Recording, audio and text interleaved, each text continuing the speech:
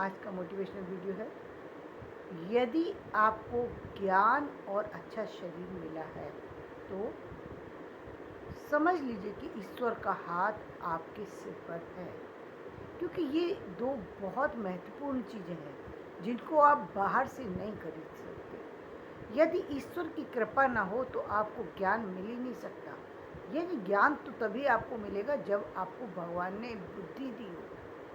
शरीर दिया, बुद्धि नहीं दी, तो आप देख सकते हैं संसार में क्या हालत होती है लोगों की, क्या हालत होती है लोगों की। ये सारी सत्ता जो चल रही है ये सिर्फ ईश्वर के चलाने से चल रही है, ये मनुष्य के चलाने से नहीं चल रही। मनुष्य के कर्म कुछ नहीं कर सकते, कुछ नहीं कर सकते जब तक ईश्वर बुद्धि ना दे।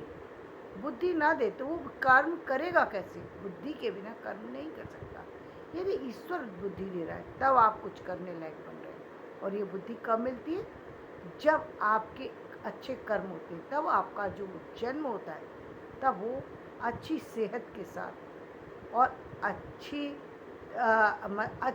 बुद्धि के साथ वो आपका जन्म होता है। और ये दोनों जो है ईश्वर के वरदान हैं। बस यहीं से आपको अपनी यात्रा को शुरुआत करना चाहिए। अब आपको पीछे नहीं मुड़ना। यदि ये दो चीज़ मिल गई तो पीछे नहीं मुड़ना, ना ही दूसरे लोगों पर बहुत ज़्यादा अपना ध्यान देने की आवश्यकता है कि ये चीज़ क्यों नहीं मिली, ये मेरे पास क्यों नहीं है, वो मेरे पास क्यों नहीं है। बहुत सारी सी चीज़ें हो सकता है कि आपके पास ना हो, लेकिन आप ईश्वर से प्रार्थना करें तो आपके पास आ जाए। जैसा कि आप देखते भी हैं बहुत सारी सी चीज़ें आ जाती हैं, लेकिन ये आती कब है? जब आपके पास बुद्धि भी है तो आप ईश्वर से मांगने लायक स्थिति में तो है ना। बुद्धि के बल पर ही आप किसी से मांगेंगे। जब बुद्धि छीन लेते हैं ईश्वर, तो आपने देखा है संसार में एक व्यक्ति की क्या दशा हो जाती है, वो कुछ कार्य करने लायक नहीं रहता। हजारों लोग ऐसे हैं जिनके पास बहुत सारा धन तो है, परिवार भी है, लेकिन ये सुख नहीं है।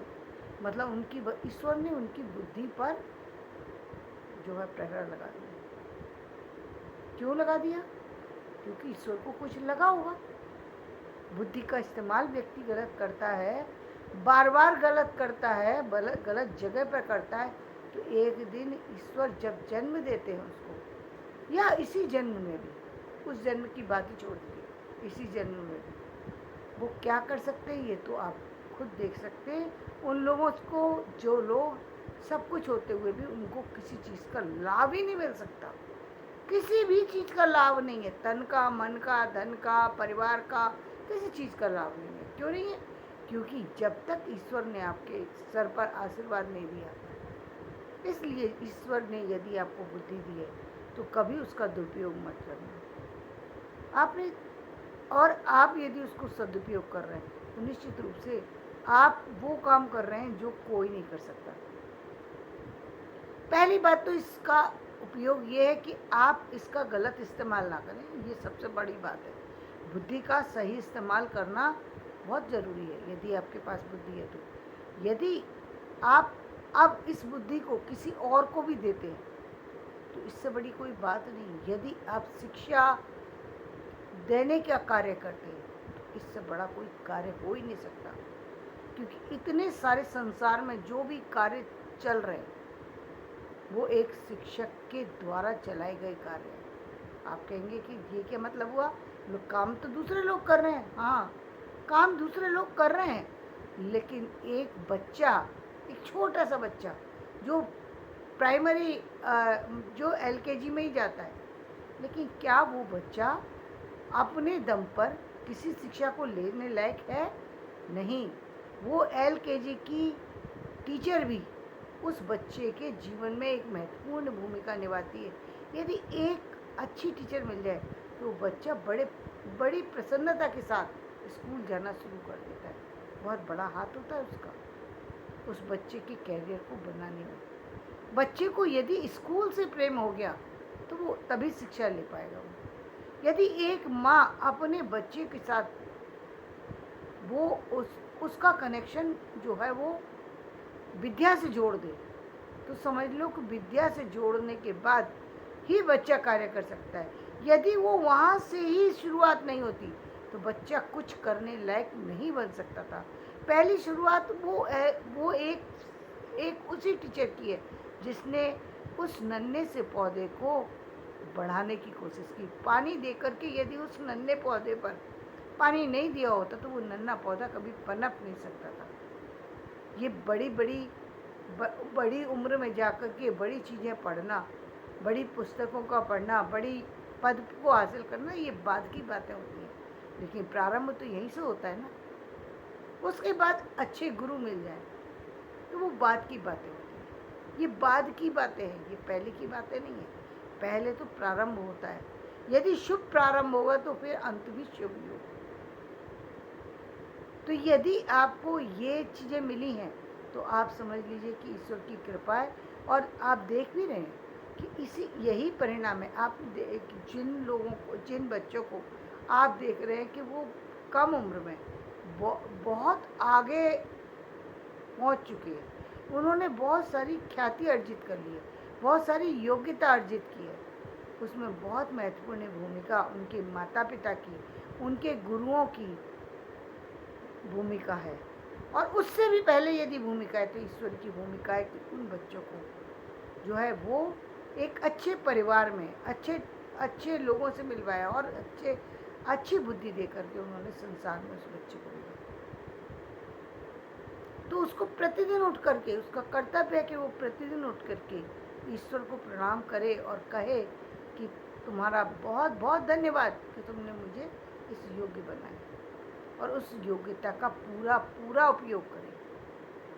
ये योग्यता का उपयोग करने के लिए उसको अध्ययन से जोड़ना पड़ेगा, और इसीलिए हम कहते हैं कि अध्ययन के लिए क्या करना चाहिए, आसपास का माहौल बनाना बहुत जरूरी है। जिन भी बच्चों को आप पढ़ते देखेंगे वो बच्चे वो हैं जिनके आसपास पुस्तकें रखी रहती हैं, जिनको पुस्तकों से प्रेम हो गया।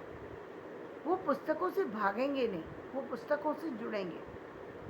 और जो पुस्तक प्रेमी है वो अपने जीवन में कहीं ना कहीं एक ना एक पॉइंट पे जाकर के वो सिद्धांतवादी बन जाता है, निश्चित रूप से बन जाता है। इसलिए उसको हिलाना थोड़ा मुश्किल है। हालांकि उस ध्यान डाइवर्ट करने के लिए बहुत सारी चीज़ें हैं इस संसार के अंदर, लेकिन वहाँ भी यदि आपने शिक्षा ली और शिक्षा के बाद यदि आप अपने आप को बचा भी नहीं सकते तो फिर इसका मतलब कहीं शिक्षा में कमी है। यदि आप उससे बचा नहीं सकते, यदि आप कुमार्ग पे चल रहे हैं इतनी सारी शिक्षा लेने के बाद भी, इसका मतलब कहीं ना कहीं शिक्षा में कोई कमी रह गई, जिसके कारण से आप इतनी शिक्षा लेने के बाद भी कुमार्ग पे चले गए। या फिर कभी कभी व्यक्ति जो है बदला लेने की जो आज भावना बन गई है लोगों की, कि वो बोले बदला तो लेना ही लेना है, उसके लिए वो कहाँ और किस हद तक गुजर जाते हैं इसका कभी कोई आइडिया भी नहीं लगा सकता। बाद में चाहे कितना भी पछताए, लेकिन वो बदले की आग जो होती है वो बहुत कुछ करवा देती है। और फिर मैं वापस से कहूँगी कि यदि आप जीवन में आपके हाथ में, यदि आप इन सब चीज़ों से बचना चाहते हैं तो वापस से आपको ज़रूरी है कि आप पहली बात शिक्षा से जुड़ें। दूसरी बात, सिर्फ शिक्षा से जुड़ना ज़रूरी नहीं है, ईश्वर को मनाना भी ज़रूरी है। इस संसार में, पूरे संसार में यदि आपको आगे बढ़ाने में कोई सामर्थ्यवान है, मतलब आप शिक्षा ले सकते हैं, आप अपने अच्छे पद पर पहुंच सकते हैं, अच्छा धन अर्जित कर सकते हैं, अच्छी काया अर्जित कर सकते हैं, अच्छा मन भी अर्जित कर सकते हैं।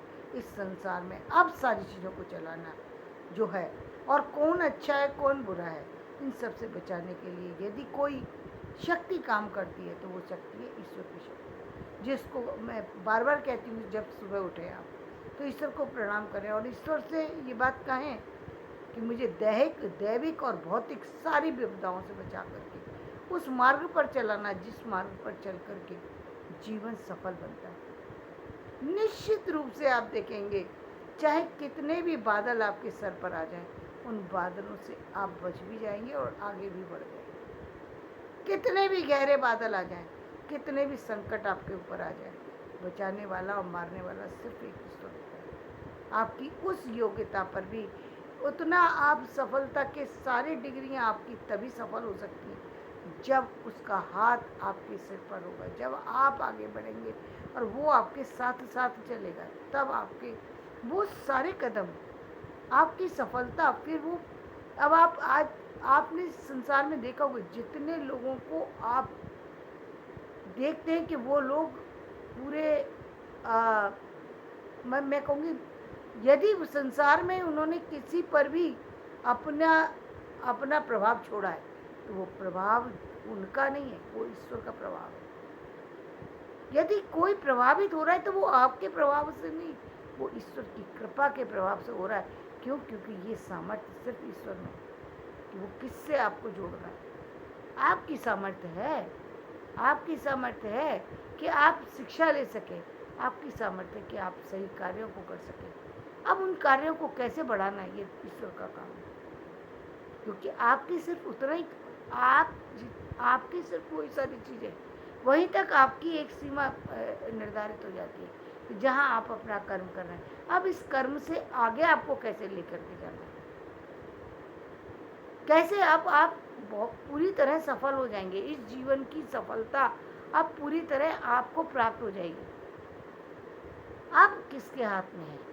इतना सब करने के बाद में जो हमारी डोर है वो किसके हाथ में है? तो हम कहेंगे ये सारी की सारी डोर अब ईश्वर के हाथ चली जाती है। इसीलिए जब आप अपने कार्यों को करें, कार्य तो अच्छे करने ही हैं, शिक्षा तो अच्छी लेनी ही है, बाकी सारी चीज़ें तो अच्छी करनी है, लेकिन उसके साथ साथ आपसे कोई गलती ना बने, आपसे कोई अपराध ना हो, आप कोई कुमार्ग पर ना जाएं, आप दैहिक दैविक भौतिक सारी विपदाओं से बचे रहें। इसके लिए आपको प्रतिदिन उठ करके सबसे पहले ईश्वर को नमन करना चाहिए। अपने इष्ट को याद करना बहुत जरूरी है, क्योंकि वही हैं जो आपको संभालेंगे, आपके जीवन को आगे लेके जाएंगे और आपकी इस सफलता में, जिस सफलता को आप अपना समझ रहे हैं, उस सफलता में वो आपका योगदान देंगे। तो धन्यवाद। मेरा ये वीडियो पसंद आए तो इसे लाइक करें, शेयर करें और सब्सक्राइब